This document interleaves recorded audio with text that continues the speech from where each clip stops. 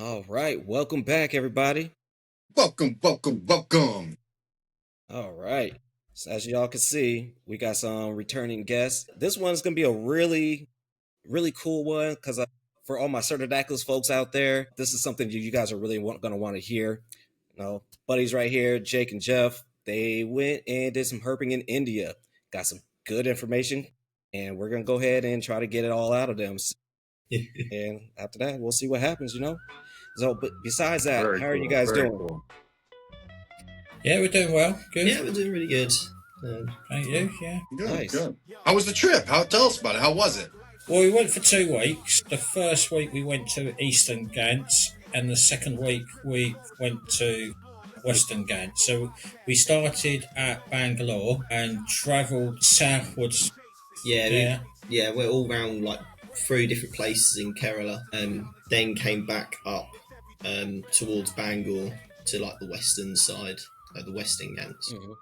And then we then took a flight from Bangalore. to Mumbai, and then we spent like A week in there. like 3-4 days up in Mumbai area. So yeah. Before we get into the animals, I'm curious as to how you guys. What was the cultural difference? How did you guys feel about just being in India? What did you think about the people, the way of life, the culture? I mean, how was it? Well, I think the south was very much Hindu, and it was much more rural. I've never been to Vietnam, but I felt it was a bit like that. So there'd be loads of what trees were they? Palm trees, weren't they? They were palm tree, and then those massive big rocks just coming out of the ground. That was unusual. You probably heard about Indian driving. It's crazy. Yeah. There's monkeys, cows wandering around the road. There's people driving the wrong side of the road. People making extra lanes. Yeah. If you want to take your workers to work, just chuck them in the back of the skip and just drive along.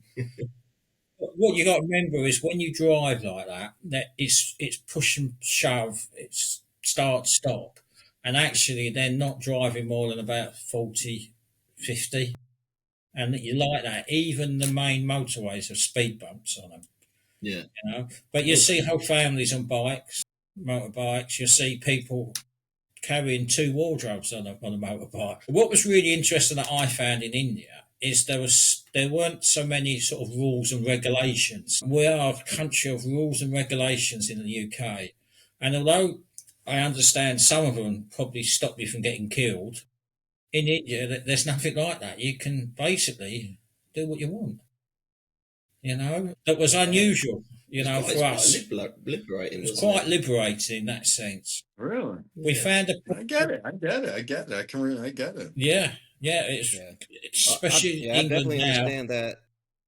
Yeah, I definitely understand the whole driving thing. Like I said, I've been to like Africa where people just make their own lanes. It's not even a road. It's just dirt roads. That's all it is. It's just a bunch of dirt, and just driving, boom, boom, boom, boom, going through. Like people going off to the side and coming back on just to cut you off. Little bikes, people riding on bicycles in the middle of the road. I'm like, I'm gonna die every time. Because like I said, I used to work. I was a DoD contractor over in Nigeria. So every time I landed, and someone comes picks me up, I was like, man, I'm gonna fucking die on this road today because these people are crazy. Good Lord. Well, how's the food though? Just gonna say, did you eat any Indian street food? No, Like a little hand saw. we want to go home. We didn't want to spend all the time on the toilet, so we was extremely careful what we ate. And to be fair, our guides took us to some really good places. There is some sort of label that you sometimes see in the hotels, or if you go to like a McDonald's or a Burger King out there, which they have. Oh, I didn't even know they had them. Really? Yeah, they have They got them them. everywhere. And it's hilarious because there'd be a bloke with a whistle and like a ping pong pad waving you into parking spaces, and there'd be one person, like I don't know if you got them in America, but we've got computer screens where you order your food. Mm-hmm. Self-service. They got them, but they got a person next to each one of them waiting to help you with your order, because there's not a shortage of people in That's better India. than over here. Yeah, it's better than over here because they don't have no. They'll have the self service, but there's nobody anywhere. Be like, I Yeah. just want to order something real quick. Nope, you got to Yeah, use this. we didn't go to That's McDonald's. My order. interesting. Very interesting for like a seemingly third world country to have technology like that. It's pretty. Well, more power to McDonald's, really. You know, power to McDonald's. Yeah, it was It was interesting. What I was going to say is those places to have a special sort of contract that they sign up, which says that they will will make sure that they wash the food in bottled water. They keep everything Mhm. sort of, the hygiene standard is higher, and it's made and designed for people like us that aren't used to the water and not used Mhm. to how they prepare food, maybe. mm, So you didn't go swimming then? No swimming? No, no no, swimming. Even the boiled water upset my stomach there. So we just had bottled water or Coke yeah, every time. or beer, Or beer when yeah, we could, we drank beer. But I tell you what, it was very hardcore in the sense that we spent an awful lot of time travelling and an yeah. awful lot of time herping, and we didn't really have much time to do anything else. The Good, people that's in India awesome. are lovely. They're really friendly. They're really nice. We got on really well with a lot of people. They were so helpful. You felt like you could be like lost somewhere, and you could ask someone for directions, and they'd be lovely about it. More than happy to help. Awesome. And we went Yeah, to some really remote places where we were the only white men there. We had two guides with us at all times, and there's another guy, quite a character. Man. But that's why he went to McDonald's to sort of accommodate his food. things. Yeah, he didn't. He It didn't was a really bit like fun. really like curry. What was quite funny. Or So Indian They don't like food. curry. Is India still a British domain, like a British owned territory? I don't No, think so. I don't. Not no. No, I don't think so now. But there was like there It was used to be, right? That's what I'm saying. It used to be. India used to be a British owned, that was theirs. That was Great Britain's yeah. stuff, was India. Yeah, it was quite interesting. There was a lot of like old British walls and stuff there that had been rounds that they built from whenever that time period was. Cool. Very lucky to see that stuff, man. That's awesome. It's a lot of beauty in the chaos, you know? It's very cool you guys got to experience that. Yeah, it was a Yeah, definitely. beautiful country. It was like the diversity in India is amazing. Like they got 7 species of rats in India, which is just amazing. 7 species of Get a garbage, too. brown one, don't we here? But they had 7 different species of rats, Yeah. and when it comes to herpetology of different snakes, different amphibians, different reptiles, different insects, it Yeah. is so diverse. And the one we said they they couldn't get their heads around, which was really interesting. The whole idea of us keeping stuff in this country, and they said, "Well, why don't you just go out and see it?"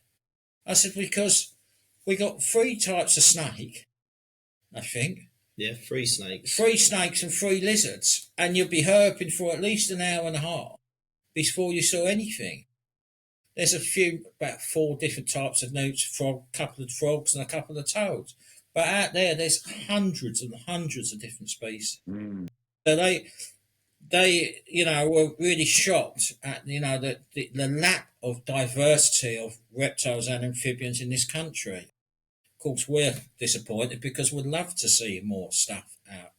We Mm. often go to certain points of places we know where we're going to see some rarer reptiles, really, or sometimes Mm. amphibians. But it's really hard work. But what we found amazing in India, how many did we see in one night? To be honest, there were some of the like one of the places we went. We saw How many vine snakes we did we see? saw like about 30 vine snakes in one night. It was just like every 5 minutes you were like walking, and you're like vine snake. Oh look, another vine snake Or wolf snake, or wolf snake, and So there was a huge amount of, like we was probably seeing 150 different species of I amphibians, think frogs and snakes at night. yeah, I reckon we were easily seeing probably at least 60 different species of stuff. Most in like I think the trip in total we saw There was 120 species confirmed that we saw, and I reckon there was probably about 150 in total. But the 30 species, I think they're a little bit. I've not really put that. I think 120 is more accurate because there were 30 where I was like, I'm not really sure what. Impressive either way. 130, 150, Yeah. 100. Who cares? That's amazing. Wow. Like, yeah, some people go to Australia, go herping, and don't find anything. So you finding all that is, dude, that is amazing. Like, it Yeah. makes me want to go over there and go. I think the look at real some stuff. key is to find people that are really good Yeah, at it. definitely. Yeah. How was your guide? How was I know you said he was a pretty renowned man out there, but how'd you like your guide? How did everything work out with him? He was really good, really Yeah. good. So And, we went with Eco Phyllis. Eco Phyllis, Yatin and Vicus, and they were really good. Like they were like really driven. There were some nights where we were struggling to find stuff, and they were like zoned in on finding this like one Pacific gecko, and yeah, they were very hardcore. And I think they kept us safe as well, because if we're being honest, there was lots of things there that are quite good at killing you. Killing you? Yeah. Yeah. Yeah. We was in where was we? In Kola, was it? Kola? I want to talk about the elephant. Oh, that was Nepha There was like three. So there in that area, in like the west, it's the elephants are real bad. So like elephant and like human interaction has been like really bad. Mm. So there was when we went like 3 months before we went there, one of the like naturalists that lives there done loads of herping and all this stuff. He actually died because he got trampled by an elephant, and he was just walking across the road, kind of thing. So in certain places, we had to stay in the elephant fence, and they were like, at no point will we exit the elephant fence. And they like really knew. They really knew their stuff. Didn't like they? even different like lorises and monkeys. So we'd be walking, and then they'd be like, "Oh, can you hear that? That's a warning call." And then they'd listen, and they'd think, "Oh, is that us or is that something else?" Is there a predator nearby? And they were clever enough and smart enough to know that. Yeah. And you see, this is why I think to go somewhere like that on your own probably is dangerous, to be fair. That's like literally beautiful. Just to have them be smart enough to know that they hear a warning call, but it may not be us that's causing it. There may be something worse off out there another than predator us, out there. you know? I mean, you guys got Bengal tigers. You're talking about, You these got them big Indian cats. elephants, Asian elephants. I mean, tigers clip lots of people out there, and it's beautiful to know that someone's that in tuned with the environment, you know? Yeah. And I think that was really Very impressive. The sloth bears. Talk about sloth bears. Well, that was interesting because I thought going there that tigers were like the big kind of killers, but they really were not worried about tigers. Really? Yeah, I think because the areas we went, I think that there was a lower population of tigers that weren't that aggressive. I think there's some parts, but what they were scared of was elephants, because especially at night, as the guy said, you can just walk and this big like grey stone will just turn round and it's an elephant. Yeah, and you literally get stone that looks like a curve that could be an elephant. Yeah. It's just coming out of the grass. So for you to think that, oh, well, that's ridiculous, how can you walk into an elephant? If you saw the geography there and how the stones just come out, you can actually think, oh, yeah, I can see how you could walk into an elephant. Yeah. But sloth bears are extremely dangerous because they will attack you on sight, and they will try to claw your face or the lower spine. And yeah, there's pretty grim videos of people where their face is completely being ripped off by these. Wow. So I think they're just honey eating, happy, go lucky. Well, that's what the Jungle Book would tell you, wouldn't it? But these are. They will attack you on sight, and they're the most aggressive bear on the planet, I think. Yeah, so you've got to be really careful with them. But yeah, so there were some nights where we were out and there was like real kind of high population, and we didn't really realise at first. But the longer we got there, I think we got more in tune with stuff, and but yeah. Jeez. That's fun, right? It makes it a little fun, a little danger, a little danger in the mix, you know? Oh yeah, it was. We felt that, It makes it more memorable. yeah. Very cool. Like most nights that we went out, we'd go out about 7 o'clock at night, and we would get back between 1 and 4 in the morning. Yeah, there was one night we stayed real late. That Yeah. was hard. Well, that was really interesting because that was in that was in Mumbai, wasn't it? Pune. Pune. Sorry. There was this hill, and they found a. Can you remember the full? There was a snake they found, and it was never been described as being on this in this location before. So they were extremely, wanted to have pictures of it. Yeah. So that was really interesting to see that, and to see that there were sort of things happening, and we'll go on to say that was happening when we was there. That was really really exciting to see happen. Sure. What were these temperatures like? What was the humidity like? Give us a description, kind of the feel, if you will. How hot, the humidity, Well, it was explain to us the environment. that was funny because we just thought, right, we need raincoats. Go to India, you wear welly boots. We was told to wear rubber welly boots, and that is kind of a protection kind of thing against bites. But my welly boots were so slippery, I spent most of the time falling over. And at one point, I nearly fell into an elephant fence. Yeah. 425, but Jake pulled me. I pulled you down the hill. Yeah. But so we thought we'll wear our rain mats, the first couple of nights because it's raining. But you were so sweaty because the humidity was so high, you were soaked anyway. So we learned fairly quickly that you just wear a t-shirt and you just accept that you're going to come back soaking wet. But that was part of it. Wear a cap. That's what all these herpers do.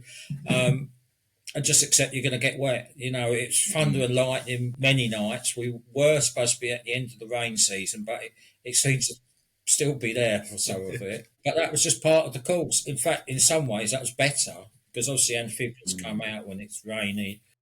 Animals come out more because it's cooler. So that was really interesting. It was that factor.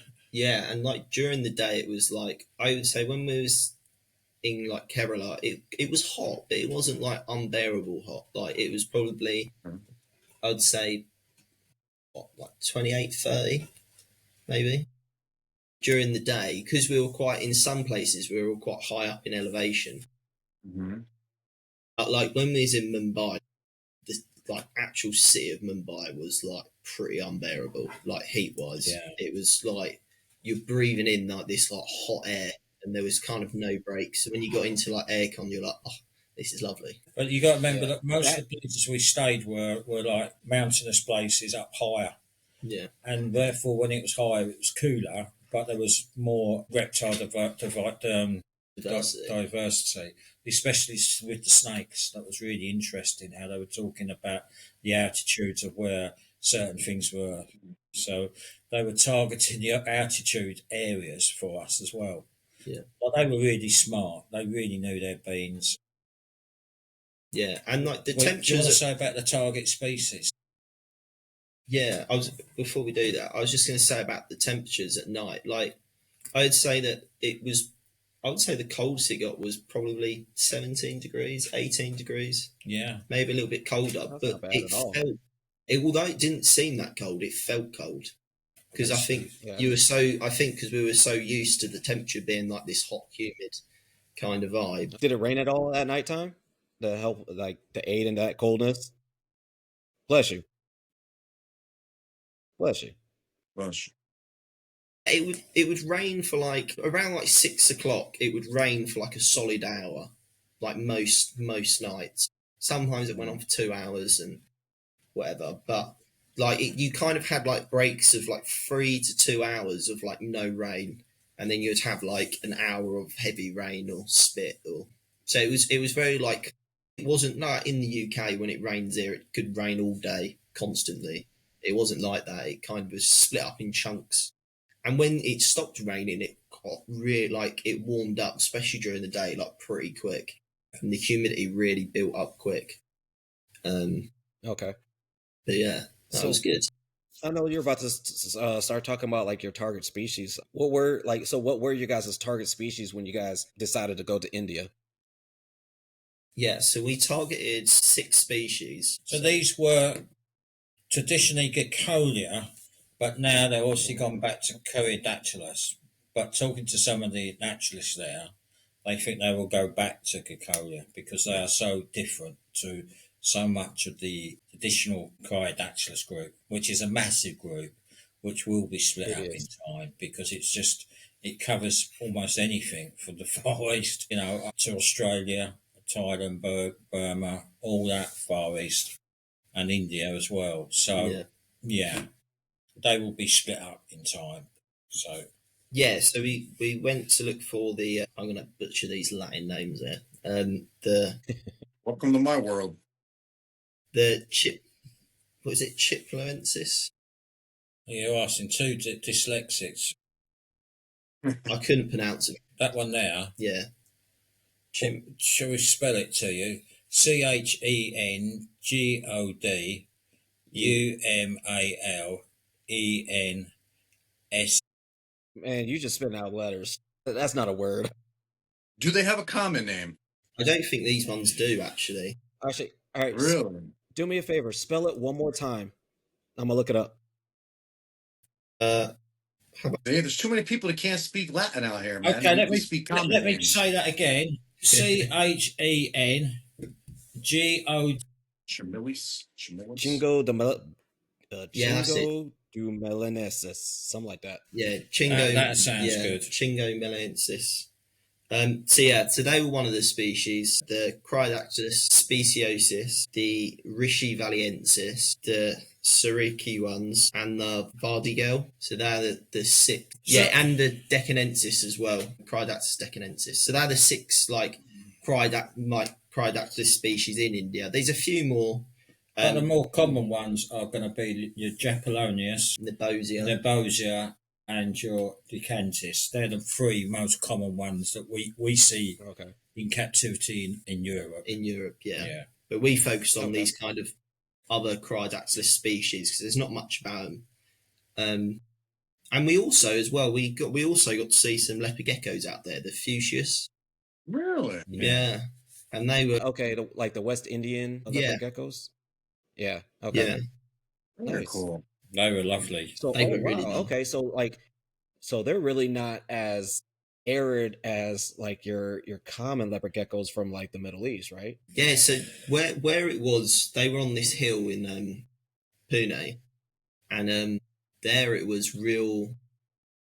I mean, it was hot because like that place was a hot place. Like it was hot, but there was at night, like on the hill, quite chilly. I was quite cold, and that's just like in a t-shirt and long trousers.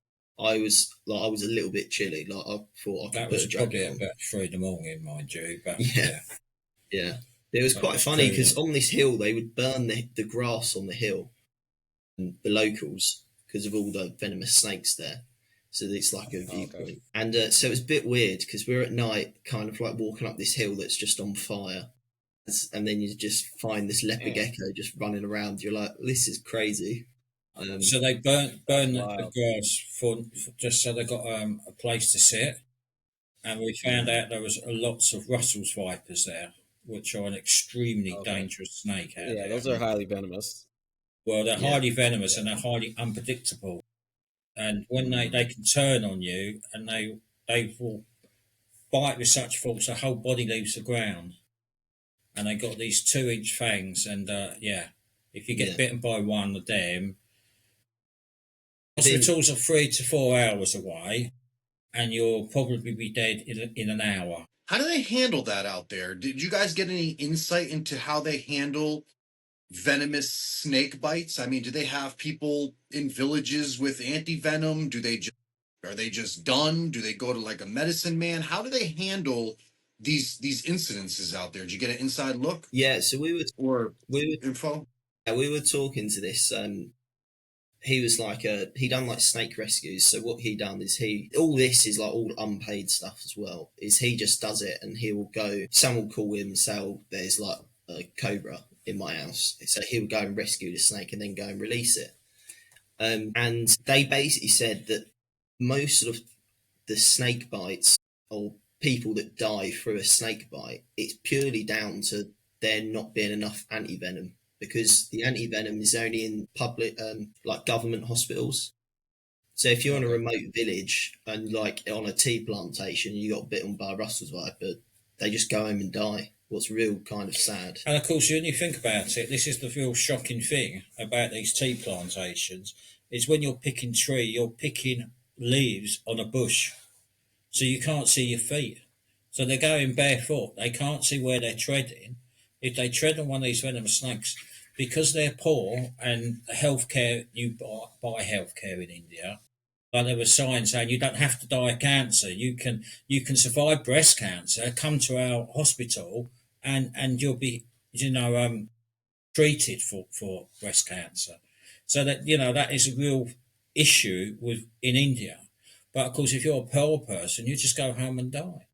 So when you next get your eco-friendly tea or coffee, one of the questions maybe we should ask is how many people actually die each year. Like they said, about 80,000 people die a year in India through snake bites.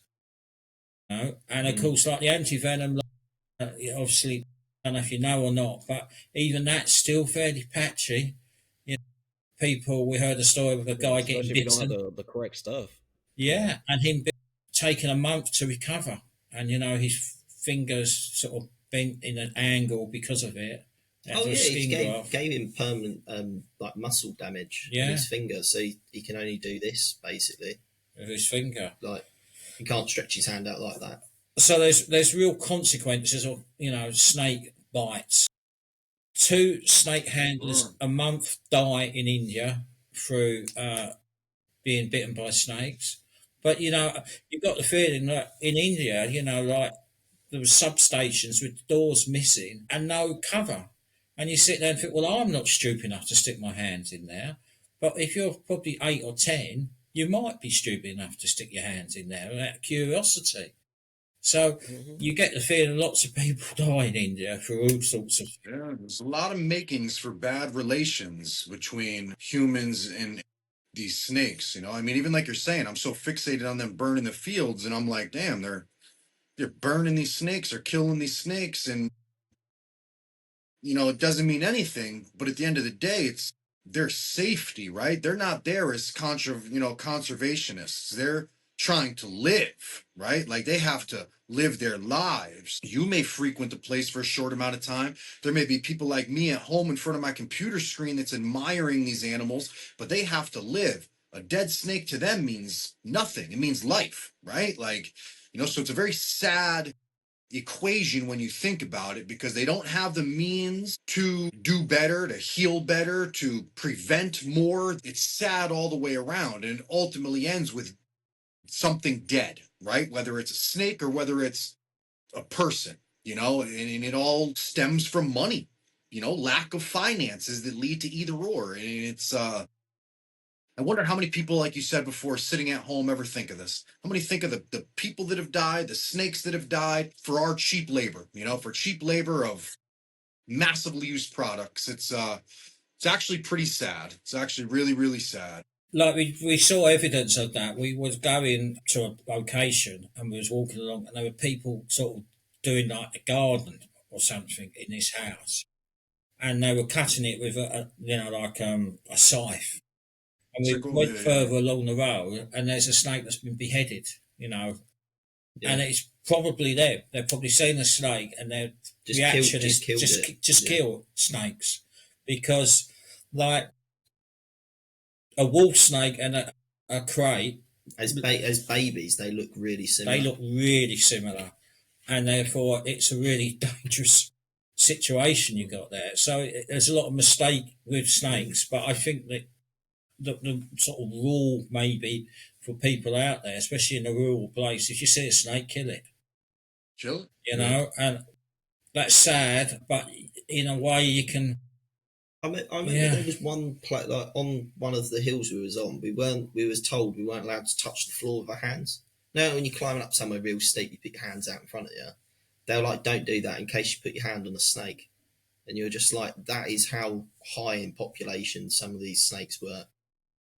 And that was like, yeah, or like you're kind of like flipping rocks and you're thinking, I'm putting, do you know what I mean? I'm grabbing a rock, and then you're thinking, well, what's underneath the rock? You've got to be careful. There's some things you've got to be really aware of, like Yeah. putting your hands in crevices.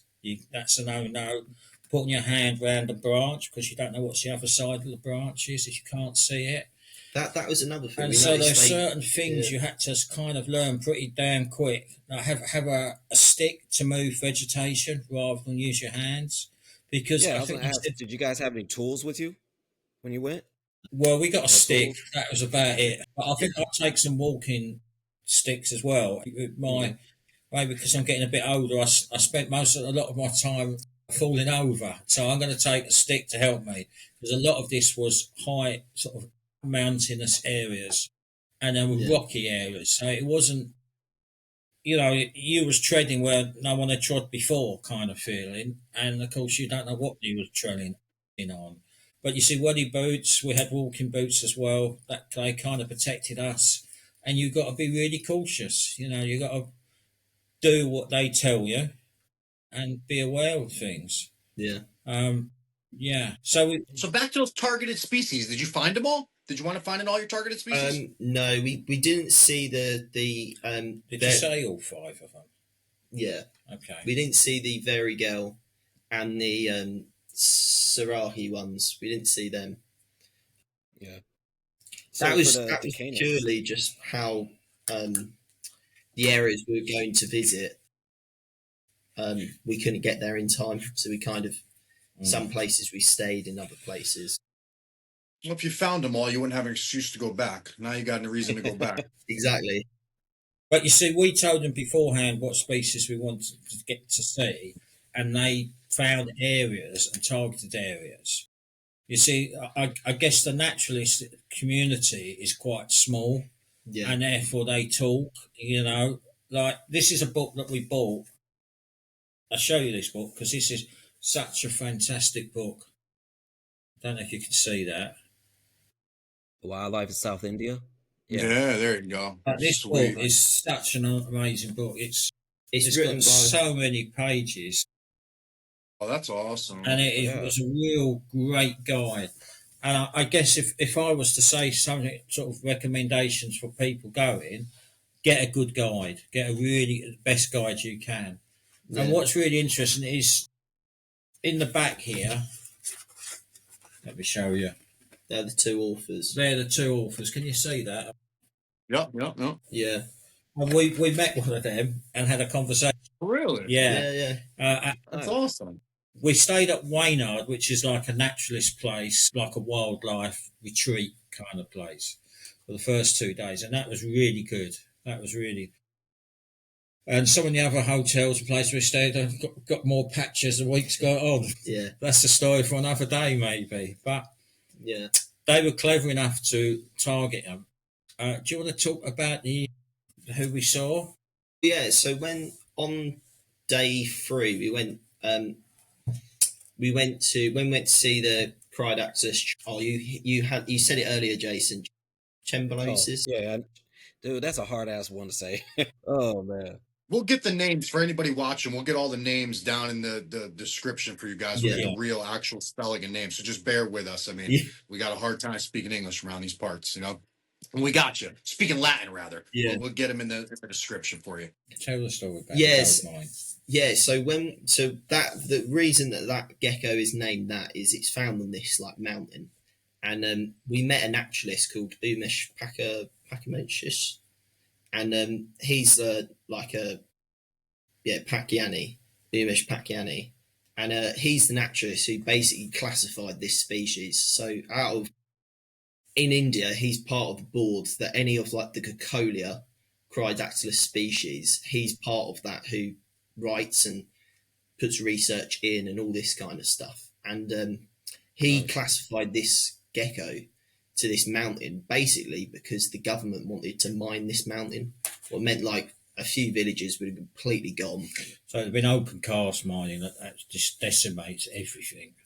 So he classified this species on this hill with a few others. Oh man. And they basically got them mounted protected. What's really good, you know, and there was like a history, like there was all these like British walls from like the 18th century and all this kind of stuff. So yeah, and like chatting to him about the Cryodactylus was really good. Like he was a really nice bloke actually, and he was really interested with. He spoke good English. You were able to communicate. He spoke English. I would say that 90% of people speak pretty good English there, because I think they taught. Really? Yeah, I think they taught English in school. So yeah, it was really good. He was a really nice guy, and we kind of chatted about breeding species and different things like that. And it was really interesting how that's a side that he didn't have any experience in, and he didn't know. Like they were like, "Oh, how long do eggs take?" And I was like, "Oh, it depends on different Cryodactylus species. Like the Nabosias take like 3 months." And so he was interested in some of the things we were saying. And it was really good to see, you know, a scientist, and recognise his name from a paper that he's written about these species. I've been reading these papers for about 5 years. So when I met the guy, it was a bit like, oh, it's a bit like me, kind of hero in a little starstruck. Yeah, that's cool. Yeah, so it was really good. We were actually in his garden. It was quite funny. It was in his, because he found these geckos are found in his garden. So we were in his garden looking round, and all the neighbours are like come out and all chatting, and he said, "What are you doing in my garden?" Basically, it was quite funny. Very cool. But yeah, no, that was really good. Do you want to talk about the Ritchie Valley and what happened there? Oh yeah, and then I think it was day 6. We went to Kola, and we looked for the Cryodactylus ritchie-valiensis, which are supposed to be allegedly endangered. Yeah, so they're red listed. So this is another thing that me and Jeff have realised, because of how India is with its wildlife, with, you know, like the sloth bears and the tigers and elephants. Actually, there's so much of India that hasn't been surveyed. So the ritchie-valiensis, when you look on like Google, you type it up, it says on the internet that they're only found in like a 30-mile radius. And but we were talking to our guides, and he said that's probably not true. It's just that radius that they say they're found, that's the only place they've been surveyed. So when we was looking for the ritchie-valiensis, this is a spot that they found, the 2 guides. They found this spot themselves, and we found one that was really good. I found it. It was extremely hard because they've come in and they thought, right, we'll make some more paths better. So they brought a bulldozer in a few weeks before we went there. Yeah. So you could see the bulldozer had ripped all the sides up, and of course that meant that it was quite depleted of anything really. So, but we found a few little bits that were not disturbed. Like a few cow fields and stuff. So we went in there. And what did it do when you found it? Yeah, so when we found it, they actually took like a towel snip, and they were sending this, they put it in like a vial of alcohol, and they were going to get that tested in a lab for the like gene to base DNA of it. To prove that, I think they had a few towel snips before, so they can get a collection up and say, because they were saying you need so many towel snips for it to be. So you need 20 to 30 samples for the DNA, and what you need to do is you need to try and get, I think it's 11% diversity of the DNA to make it a different species. Yeah. Or 6% if there are clear morphological differences in them. Which I never knew all this stuff, but yeah, well, that's a huge contribution, Jake. That's awesome. You know, you found him. That's great. That's huge. Yeah. So you know, it felt really interesting because we were getting a sort of window opportunity of seeing something that we never knew kind of went on. This whole idea of defining species, defining their range. Yeah, and the whole idea that it's really quite technical in the sense that, you know, they take DNA samples of these animals. Mm. It's just we learned something new, didn't we? Yeah, and I think that and another thing I think we realised about all of it after meeting Umesh and all this is, I think like when you look at like CITES and animals going on CITES lists and all of this, is actually what naturalists want and scientists is it's really good for things to get like putting things not on a CITES list, but putting things and raising awareness because they get grants. So the guy with the nuances, the ones on the screen, because he classified that species, it meant that that mountain couldn't turn into a mine. That they were then funded to do some research into them, and that is where the naturalists really want is they can't do this job for free. Do you know what I mean? So they will push for species to get classified more for them to get grants so they can research stuff. What's really exciting, and for us, I've never considered that. I always thought it was, oh, you know, they've done this research and that species becomes CITES. Oh, that's inconvenient for us, you know. But actually, I sit there and think for the naturalists and scientists, it's good for them because they're discovering more about a species, learning more about it, their geographical range, which is really good. And it's sad to think that, you know, some of this funding just doesn't come through because people look at that and think that's a boring little gecko, that we're interested in tigers and elephants. And, you know, this is why I think, you know, us going there and, you know, even a herpetological as a sort of way of people making money by guides for us is really good to see because really we want to raise awareness of these amazing species that are being discovered. I can't even remember when this was actually discovered, but it's not that, it's fairly late, isn't it? I think it's the last 5 or 6 years. 5 or 6 years. The ones on the screen have been classified, I think. Yeah. So that was amazing. Yeah, for sure. So tell us a little bit about. So I know Jake, we were chatting back and forth after you kind of got back, and you're saying that you know that you had some really good information, especially I think it was about the Decanus that you like. Yeah. So what was that about? So the Decanensis, I basically realised that we've kept them wrong for like 4 years. Like I'm gonna say that after I always believed that they were like a terrestrial gecko, like. But we done what we was told to keep them, and I didn't think they were that climby. I kept them quite hot, to be honest with you. But when we were there, they were like along this train line, and you had these big like mud cliffs. So like some of these cliffs were only like 1 meter, some were 2, sometimes they were 6 meters, weren't they? Yeah. And they lived in just little holes in the mud face during the day, and then at night they would come right out. And there was like tree branches coming down. Yeah.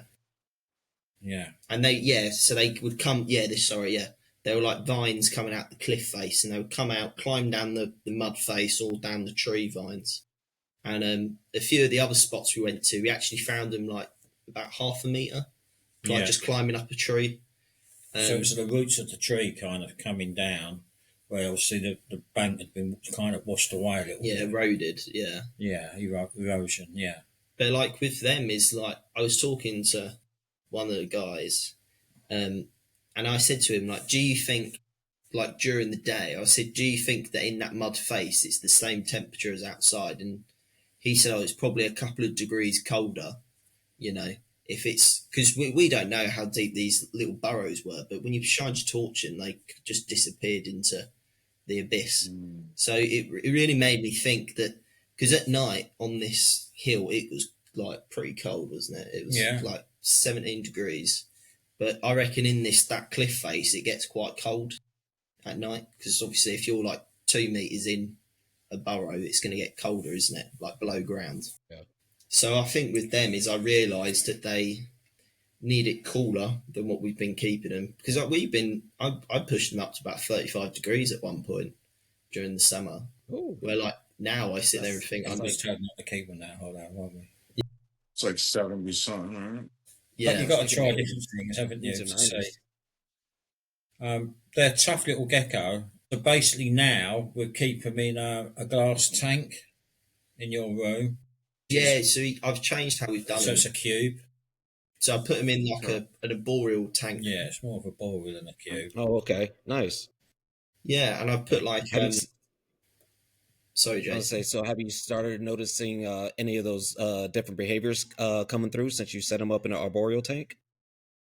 They come out so much more now. Like Oh, before, okay. when I would open the tub up, the gecko was Hmm. always stressed. When it kept it in like a terrestrial tank, you'd open it up, you'd lift up the flower pot where the gecko was, and it just screamed and ran away. You know, where yeah, where like now in this terrestrial tank, you see them. You know, you go in round poking there, they're all relaxed, they're chilled out because I think they've got this arboreal face that they can climb Hmm. up. I put like cork all the way around the So tank they so can Okay. climb up they can walls. climb right up the walls. And we put some sort of Nice, nice.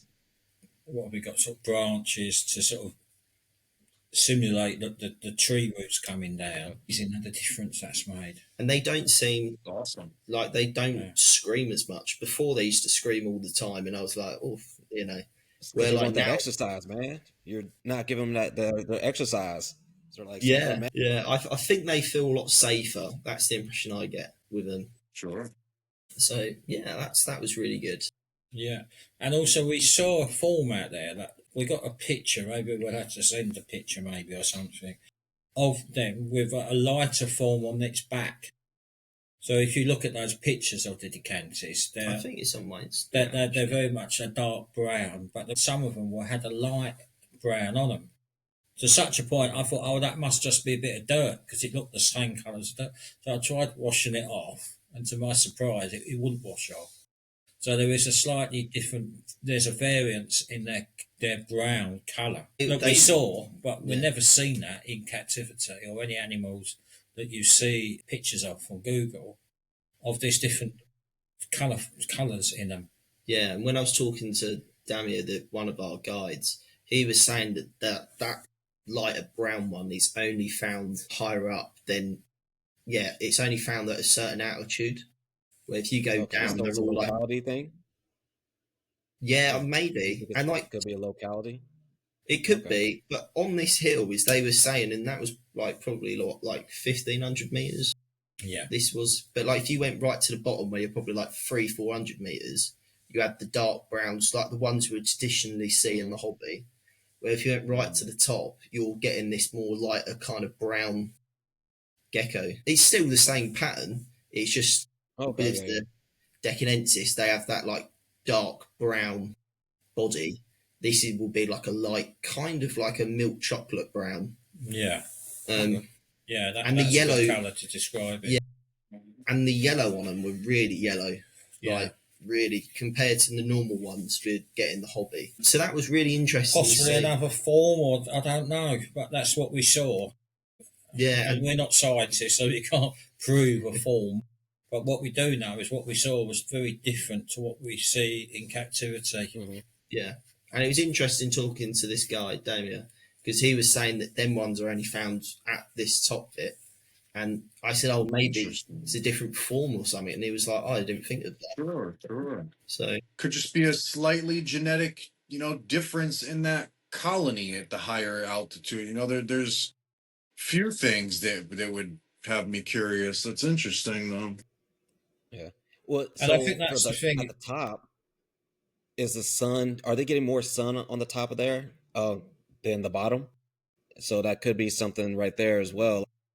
Because you know how some geckos, like when they heat up, they change a different color, they fire up, fire down, all that stuff. So it could be some of that as well. Like the ones down on the bottom stay a little bit darker to, I guess, as it darker to retain heat, right? Lighter to kind of let some of that heat go. So it could be something like that where they're getting too much sun and they gotta, you know, kind of release it a little bit. yeah, Yeah, I think in the valleys it's hotter. The higher up you Hmm. go, the altitude, the cooler it is. But yeah, we can only speculate. But it's just interesting to see things like that. And of Yeah, Sure. course, definitely. you've Yeah. seen it with your own eyes. You then think, well, actually, we know what we've seen and what we haven't seen. but what going back to this hill that we were on, what was really interesting is there was two different types of vine snakes.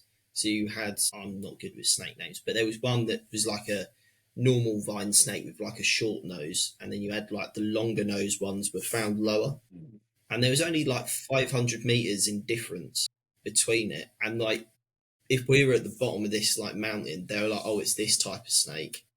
And then if you're at the top, they were like, oh, it's this type of snake, the other species. I was like, oh, how can you tell? Like, that snake's, like, I can't see its nose. And he was like, oh, no, the short-nosed ones aren't found in the higher altitude. The only long ones are found at the base of the mountain. But how do they know that they've got an invisible snake fence?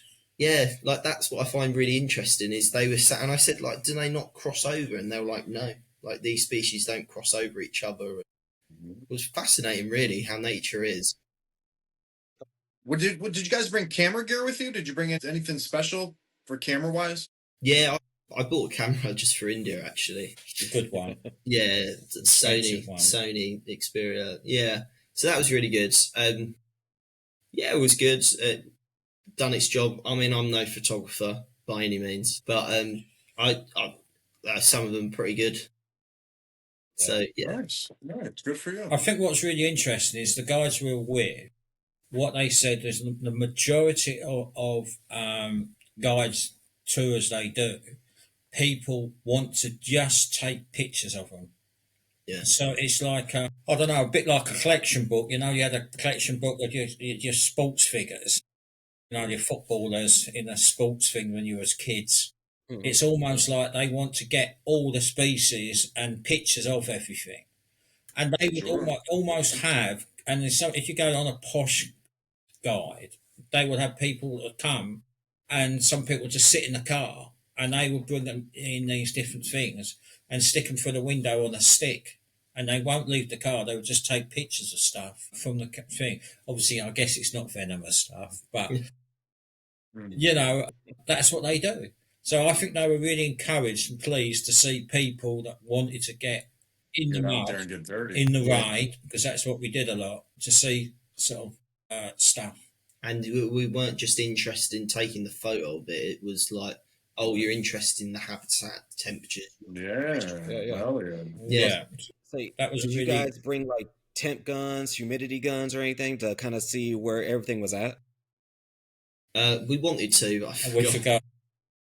I done this typical thing where I was like, oh yeah, like I'll pack like the day before, and then I kept putting it off, and then I was like, oh crap, I really need to pack. And then we were very poor with that, but I guess you got a feel for a lot more stuff seeing it. Yeah. You know, even like those leopard geckos. You know, the temperature drop was quite dramatic from day to night. Yeah. You know? And I thought actually it was quite a good way. I know it would have been better with probes and stuff, but it was nice in my head to think like, on top of that mountain, I needed to wear a jacket. Like, that's how cold it was, and I think that's a good gauge of like a temperature. Because like realistically, if you think of like 20 degrees down, it's quite a standard temperature, really. But as soon as you get like the other side of like 15, you really notice it. You know. But yeah, so yeah, we didn't bring any UV stuff or none of that. So, like you said, like it was raining real hard. So now, do you think you're going to kind of incorporate that heavy rains into your keeping? Yeah. Is it close? Is it the end of the breeding season over there for them, or is it just the start? It would have been at the end of the rainy season. Would have been the end of their season. Yeah, end of their season. Okay, so I'm guessing like once that rainy season starts, they're starting to breed because everything is starting to grow, bugs are coming out. So do you think you're gonna like maybe install like a misting system and leave it on for like a minute so they can get that good rain for a good amount of time, and they know it's okay, you know, there's water everywhere, there's bugs coming out, it's time to mate, get these eggs going. Is that some of the stuff you're thinking about doing? Yeah, that'd be nice to do. That would be nice to do. I think what we've definitely done is we've gone from like a sand peat mix that's quite shallow, and you know it's slightly damp one end, to a very deep peat in the ground. So instead of going sort of 1.5 inches to sort of 1/8 of an inch, or you know, about a couple of millimeters of sand. We've gone like 3 inches. 3 inches of deep peat. Yeah. And although I don't think they're going to be burrowing that, there's no evidence of that. There's always, I guess, a greater sense of humidity in that, because Yeah. obviously that amount of will keep the humidity far more. So we are spraying them a bit more, aren't we? Yeah, I think the other interesting thing about at the end of the rainy season when it gets hot, what's their summer, is they were like whole luscious fields of the green, lovely forest, and the guys were saying, "Oh, in the summer, like that will all be brown. That will all just completely die off because of the temperatures and stuff." Sure. Yeah. So it would be nice to go in the summer and see what the actual habitat looks like in the summer. Because in the rainy season, everything's big, everything's grown. So that would be really interesting to see. So I think for that is I mean, if you're on a mountain, it's a bit more stable, isn't it? But if you're in lower in altitude, there was a real kind of extreme difference with the temperatures in the rainy season and the hot season. What's interesting. I thought it was very interesting their strategy of finding reptiles, full stop. Because often we found sort of the agmids and the lizards that would be obviously be shooting around during the day, but they fall asleep on a leaf or a branch at night. So they were extremely easy to see, and of course because of they weren't hot, basically they weren't as fast, so you could actually sort of take pictures of them quite easily, Running off. without them running off. While if you went in the daytime, you had to be an Olympic runner to keep up with the blinking things. And the chameleons were easy to see as well. We saw some Indian chameleons, but you could see them with the torch shine. Which I species didn't know were they they? had chameleons. That's awesome. Yeah, there's one species of chameleons. Yeah. Let's But see. one thing I've really noticed is how things like chameleons, especially snakes, they saw them by like the torch. So I think it's iridescence, was that the right word? Yeah. So when you shine a torch on them, they would be like a different. So like some of the snakes, like vine snakes, they were almost luminous in the tree line. So actually, things like that were quite easy to spot. Where some of these geckos we were looking for, like that, they were hard to spot because they're just this little brown thing walking around in other brown leaves. And I think they struggled a little bit. Yeah, with some of the stuff. We had a good eye. You had a good eye for it, so we were okay. Yeah. But yeah, that chameleon is the Indian chameleon. Yeah. Chameleon. Interesting. It's the only. I'm going to check that out. It's Cameleo. Butcher some more Latin. Butcher some more Latin. It starts with a Z-E-Y. Yeah, I see it. Hold on. I'm about to. I will share it right now. Hold on. There we go. That's That it. one right there. Wow. So we saw them at night. Really? So obviously they weren't fired up like that picture to the big picture. Mm-hmm. But we saw them at night, and it was really interesting because we saw one of them just on a single tree in the middle of nowhere, and it was quite low down as well. So we got a good sort of pictures of it. Yeah. We could see it quite well. Yeah, but they were at night. They were like the chameleons were quite high up. They were at least 20 meters up in the trees, and like they're That looking. one wasn't. Oh, No, pardon me. No, the one we saw wasn't. But when this other spot we was in, where we saw the chameleons, they were really high up, and like these guys, I don't know, like they had such good eyesight. They were just walking. They'd be like, "Oh look, there's a chameleon there." And I'm thinking they really had to like be like point almost. They would like lose their like finger light on the torch to really point where things were. But yeah, their eyesight was incredible, really, wasn't it? Should we talk about the snake catchers on one by? Yeah, so we was with a guy, and he when we was in Pune, he was part of this snake rescue. So it was kind of with him when he like released the snakes back in the wild. And that was really interesting to see. Like they weren't So that's speckled cobras. That's the Indian cobra. Indian cobra. No, it's not the Indian cobra. It's a speckled cobra. The Indian cobra. Nargina is the Latin for him. No, I don't think it is. It wasn't that one. It was the other type of. It was discussion about it. So yeah, no, they and he had like this bag for the snakes that he kind of captured through the day. and they were releasing them back into like the wild. And It's awesome. yeah, and like they were really clever about it. Yeah, that's it. Yeah, the Indian cobra or spectacle cobra. Spectacle cobra, yeah, the Indian cobra. That's what I meant, not the king cobra. No, but the psychology the guy had with it all was really interesting. Like he would capture when he like got like rat snakes, he would release the rat snakes towards like a hotel complex purely because the cobras can smell the rat snakes, and rat snakes can eat cobras because they eat other snakes. So cobras will sort of be very wary and avoid rat snakes. Rat snakes. So by the guy kind of releasing them on this hill like hotel side, it meant that it stopped the cobras going into like the hotel complex and stuff. What was a real interesting, and he was releasing the cobras much further away. Yeah, much further away. Smart, very smart. Yeah, but when he released like the Russell vipers, he'd put them like literally in the middle of nowhere. There was like a road, and there was like this kind of like miles of nothing, and he just put them really tucked out of the way. Like he really didn't want them people coming across them. No, because they're so dangerous. Good. I mean, and you're killing two birds, one stone. No, the snake still lives and is not in a populous area. So yeah, perfect. Yeah, it was really interesting, like the psyche of how they thought about stuff. Like they really cared about the animals, and you know, do people like that get paid? Do they get paid by any type of organizations or anything, or is that just something they do? They can't take money for it. They can't take money. So you can, I think they could donate. You can take a donation, but they can't turn up and say, "I'm going to rescue this snake," and that's £50, please. 50, yeah. No, it doesn't work like that. So if someone donates in money, then that's okay. But that's how it works. And it was really interesting how they were catching them. They had a really clever way of doing it. Yeah.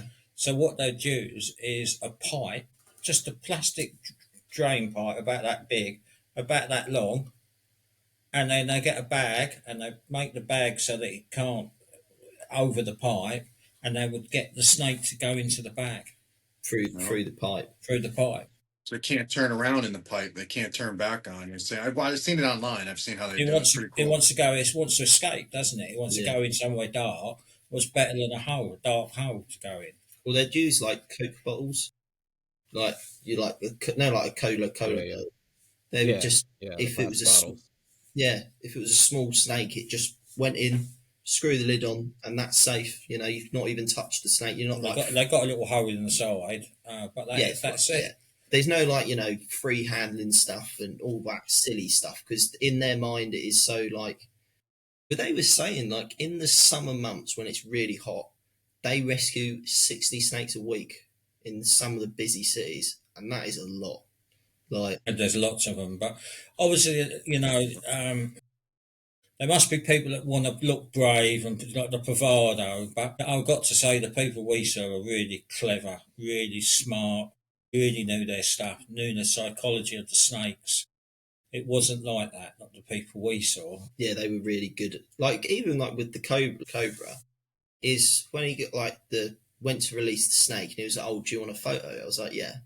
He goes, "Oh, okay." So he was just waving his hand in front of the snake, and he walked around in a circle to call the snake up. And I've never even thought of that as like when you take seeing photos of snakes like called up. I've never even thought of that happening. I was like, oh, And it was just really interesting seeing like the real psychology of it. Yeah, and they would know exactly where that cobra could strike. Yeah, where it could, and they knew where that point was. So that they would keep themselves safe. And you'd be amazed how clever and how smart these guys were. With the guy was in Crocs. That did make me laugh. That's just how he was. But yeah, man, nice, very cool, very cool. Sounds like one hell of an experience, man. I can feel it from you guys talking about it, man. Beautiful, beautiful. So when are you guys planning on going back there? Next year. Next year? We So might are not you going to go during a different season? I think we'll go back to another country. We're not sure yet what that is. Okay. Yeah. But I said to Jake, let me wait till I'm 60. I'll go then, sort of in 3 years' time. But I said I'm going next year, so I said, oh, well, I'm coming with you. You'll get a girlfriend and a wife and all that, and they won't want you going abroad then. Yeah. So let's strike while the iron's hot. hot, yeah. It really is an eye opener. I'd really recommend going to see places if you can do this. And it really understanding the habitat and getting just a feel for it, just being there is Different really level of interesting appreciation. to get that appreciation. And I sit there and think of some of the geckos we got, like the geckos from Burma. I kind of think there's something we're doing wrong with them. And of course, it's extremely hard to go to Burma because it's a war zone. So we won't be herping in there. But if we had the opportunity of going, and it was safe enough to go, obviously, it would be really interesting because we could go and see these and we could probably crack how to breed them in captivity so much better with that knowledge of art. Yeah. And, as we said with the decanters, how we trained, how we keep them, and how we've seen happier geckos, which what it is about. Yeah. Because happier geckos breed and are successful. And that's what we want to see in our, in our vivariums. But that was really interesting to do. Nice. And it was fun, real fun. Yeah, it was hardcore. I bet, there's a lot of travelling, a lot of late nights. But yeah, will I do it again? Absolutely. Yeah. Would you do it again, Jake? Oh yeah, definitely. That's awesome. I mean, you definitely made me want to change some of my stuff. Like, I mean, I have my Cerdodactylus zebracus in a arboreal setup, and I've seen them utilize it. I've seen them on top of the screen, just crawling above. I'm like, I don't know how you got there, but good on you. So, but like the triatus, I'm most likely will go ahead and set them up in a arboreal setup just to see how they react to it and see if I could get a little bit more out of them than this year. I only got 2 clutches, and so hopefully maybe a little bit more of a different setup might work for them, might get a little bit more production out of them. We'll see what happens. Like I said, definitely appreciate you guys. Go ahead and dropping knowledge on us. That India, I've been waiting for this episode. The first time when you told me, hey, we're going to India, I was like, I want to know everything about it. So definitely appreciate you guys coming on and talking about your trip. Other than that, well, we already know where everybody can find you. Like I said, I guess, damn, I don't got no other questions besides, I do want to know where you guys are going to go next, but just keep me in a loop on that one. This may be a random question, but if someone wanted to go on a guided trip like this, where would you suggest they start looking for a guide? How would someone start planning a trip like this? I think this is quite an interesting story, which Jake will have to tell. Well, basically, how I found Ecofierce, so Jansen and Vickers, who runs, they don't just do India, they do like Thailand and all these other places. I just found them through Instagram. I was just on Instagram and I stumbled across like some of these videos and I was like, oh, that's really cool. And this year some stuff happened and I said to Jeff, let's do this herp trip. And it was like, oh, where should we go? And I really looked. Like there was like the BBC, they did like herping in Goa. And you go with a famous person, mention our names. Yeah, and there was lots of trips where you could like go round where it was, it was lots of money for what it was. Like it was like a lot more than going. And I think what I've realised is just by finding people's videos on like something like Instagram or Facebook or whatever, if someone has like consistent videos and there's an actual documented thing of they have seen like this many species over 6 months, it really shows that they're really talented at finding stuff. Yeah, if that makes sense. So yeah, I think there's lots of research you can do. Like you can just type in, I think there's a few websites where they kind of bulk in different herping destinations, but I think what's really important is to look into your guides and who they are and just look on like Facebook or Instagram and see if they've documented any of their kind of success. Because if, you know, you read up one guy and he's only got like 2 videos on something, you know, he might have not seen as much, where someone's got lots of videos. And... Like the guys we went, they trained the Indian police on snakes, on what snakes are dangerous, venomous, what to do if they find this snake or that snake. And of course, you get things, little snippets like that. Yeah. From Instagram, it gives you more confidence. But also, I think there's lots of trips to India. There's not too many trips, but a lot of the more expensive trips are photography. And what would happen is, as I say, they get someone running around catching stuff, but this was a really much of a hands-on. You know, like we got muddy every night. You know, as I say, I fell over. We were in the mud. We was in the rain, and that was all part of it. And you just had to really be careful what you did, where you put your hands, where you put your feet. That was all part of it. And that was really what I wanted to do. I wanted to find some of these stuff ourselves. And that's what we were able to do with these people, because they also put the work in, as I said, by actually finding areas where the 5 target species that we were going for were, and areas they knew. Like Waynard is a great place to start, but it probably is a very expensive place to go for a week. Some of our places were okay. Yeah. We shared one Starting with that, didn't we? Yeah. Nice, man. Definitely appreciate that. Like I said, if you do me a favor, send me if you have the links to your guides and stuff, I could put those in the show notes. Other than that, Anthony, you got anything? No, that was my last question. How to find the guides. Yeah. All right. Well, like I said, definitely appreciate you guys. And also, awesome to hear. If you guys are paying attention to Wally Kern, Supreme Geckos, make sure you guys are participating in the 12 Supreme Days of Christmas. Anthony and I, we have a bunch of things going on with him, but we got the enclosures. Yeah, check him out, man. Get involved.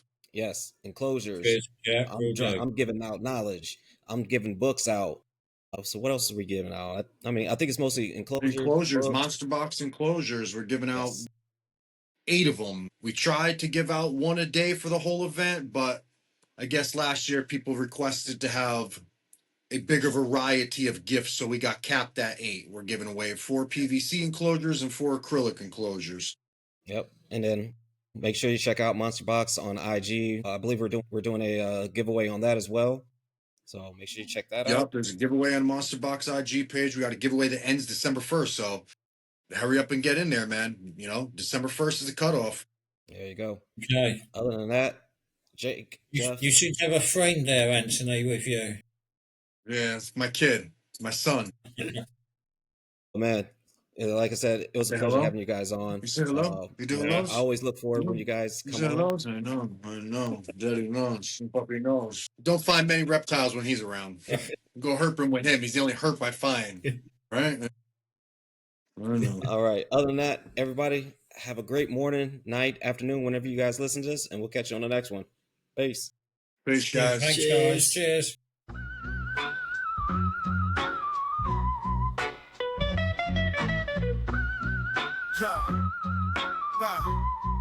Yo, creeping in the dark, life nocturnal, dark and dark, both paths arboreal to terrestrial. Sticky toes gripping forest students that explore. Listen close, Gecko podcast, that's knowledge galore.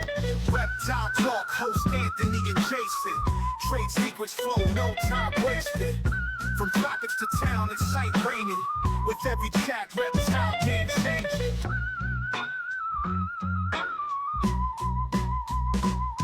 Escaping heat waves, tan under rays, desert sand echoes, sun blazing days. Little hustlers, camouflage a maze, catch them speaking wisdom, the wild on replay. Reptile talk, host Anthony and Jason. Trade secrets flow, no time wasted. From tropics to town, it's sight raining. With every chat, reptile game changing.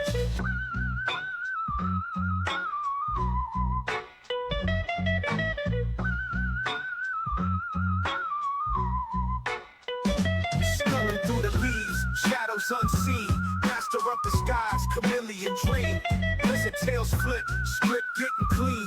Gecko exchange, true reptile fiends. Reptile talk, host Anthony and Jason. Trade secrets. liquids flow, no time wasted. From tropics to town, the sight raining. With every track, reptile game changing.